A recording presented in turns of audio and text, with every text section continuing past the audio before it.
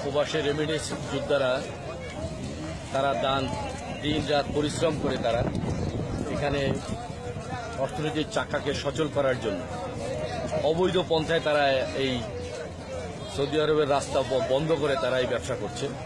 যদি এখান থেকে তাদেরকে এই দেশের প্রশাসন ধরে নিয়ে যায় তাহলে এই দেশের আইনগতভাবে এটা রাইট।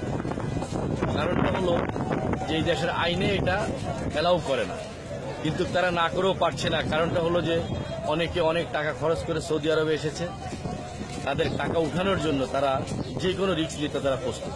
এই জন্য বর্তমানে সৌদি আরবে যে ভিসা চালু হয়েছে সেই ভিসার প্রেক্ষাপটে দেখা যাচ্ছে যে অনেক জায়গায় শোনা যাচ্ছে এবং দেখা যাচ্ছে যে বাংলাদেশে নাকি একটা সিন্ডিকেটের মাধ্যমে কিছু লোক আসতেছে যারা নাকি মেন পাওয়ার এবং সৌদি এম্বাসি কন্ট্যাক্ট করে তারা আনছে, তাদের মেডিকেলও লাগে না।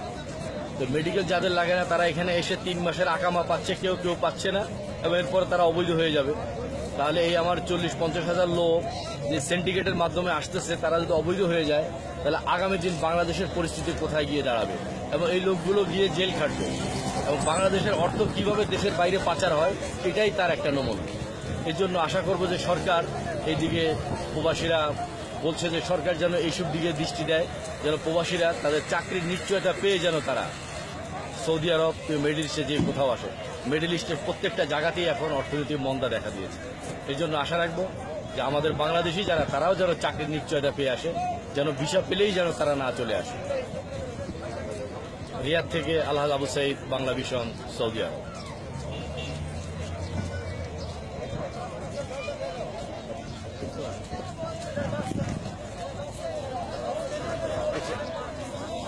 দেখে দিস।